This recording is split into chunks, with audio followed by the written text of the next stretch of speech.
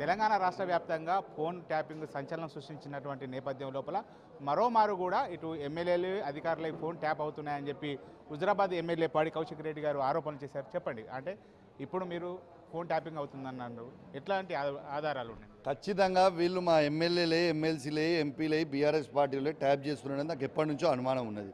స్వయంగా నిన్న రాత్రి 10 గంటలకు నేను చూడడం జరిగింది. ఇలా మానకొండూరు శాసనసభ్యుడే స్వయంగా ఒక మాట అన్నాడు, ఇలా సిపి గారు టెలికాన్ఫరెన్స్ సిఏ గారికి పెడతలేరు అని అన్నాడు. నేను ఒకటే అడుగుతున్నా, ఇలా సిపి గారు సిఏ గారికి టెలికాన్ఫరెన్స్ పెట్టుకునేది ఇంటర్నల్ విషయము.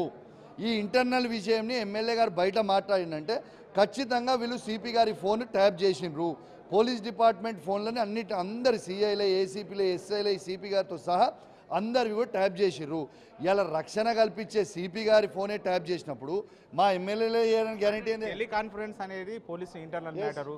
సిఐ గారు ఒకవేళ ఎమ్మెల్యే గారికి చెప్పుకోవచ్చు కదా, అది చెప్పమని చెప్పు, బయట పెట్టి సిఐ గారికి చెప్పమని చెప్పు. అది ఇంటర్నల్ ఇష్యూ. ఎట్లా తెలిసింది చెప్పమని చెప్పుర్రి. సిఐ గారిని ప్రెస్ మీట్ పెట్టి నేను ఈ టెలికాన్ఫరెన్స్ అయిపోయినా చెప్పమని చెప్పుర్రి. ఓకే, తను చెప్తే క్లారిటీ వస్తుంది కదా, చెప్పమని చెప్పుర్రి. 101% నాకు పూర్తి నమ్మకం ఉంది. వీళ్ళు ఖచ్చితంగా సిపి గారి ఫోన్ ట్యాప్ చేసిర్రు. ఖచ్చితంగా దీన్ని బయట స్వయంగా ఒక అధికార పార్టీ ఎమ్మెల్యే ఒక మంత్రి గారి ఇంట్లో నిల్చొని ఇంటర్వ్యూ ఇచ్చినాక ఇంకేముంటుంది బ్రదర్? దిస్ ఇస్ మీకు సంబంధించినటువంటి విషయాలు ఏమైనా బయటకు పోయాయా? అంటే మీరు అట్లా బయటకు పోతే మీరు ఫోన్ ట్యాపింగ్ జరిగిందని చెప్పుకోవచ్చు కదా, అది వాళ్ళ పోలీసుల ఇంటర్నల్ మ్యాటర్ కదా. మీరు ఇంతకుముందు అంటారు కదా, మీకు ఎవిడెన్స్ ఏమున్నదని అంటారు. ఇన్ని రోజులు అందుకే మేము మాట్లాడలే.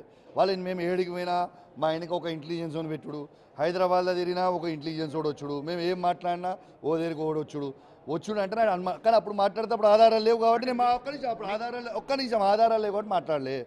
మాకు ఇవాళ స్వయంగా అధికార పార్టీ ఎమ్మెల్యే సిపి గారు ముచ్చటనే బయట పెట్టిన తర్వాత ఇట్ ఈస్ క్లియర్ ఎవిడెన్స్ కదా. అంటే 8 నెలల్లో మీరు ఫోన్ మాట్లాడిన విషయాలు ఏమన్నా మీ ప్రతిపక్ష వాళ్ళకి తెలుసు? అవును, వాళ్ళకి తెలిసి ఉంటాయి. ఎందుకంటే మేము ఎటు పోయినా వాళ్ళు అక్కడికి వచ్చి ఉంటున్నారు అంటే దాని అర్థం ఏంటిది బ్రదర్?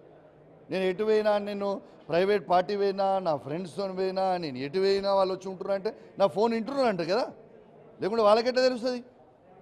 మీ ఫోన్ ట్యాప్ అవుతున్నట్టు, మీ ప్రతిపక్ష ఎమ్మెల్యే ఫోన్ ట్యాపింగ్ అవుతున్నట్టు ఫిర్యాదు చేయదలుచుకున్నారా? అరే నీకు ఏం చెప్తున్నా, 1,00,000 వాళ్ళు ట్యాపింగ్ చేస్తుండు. ఆ ట్యాపింగ్ చేసినా మేము భయపడేది లేదు, నంబర్ 1.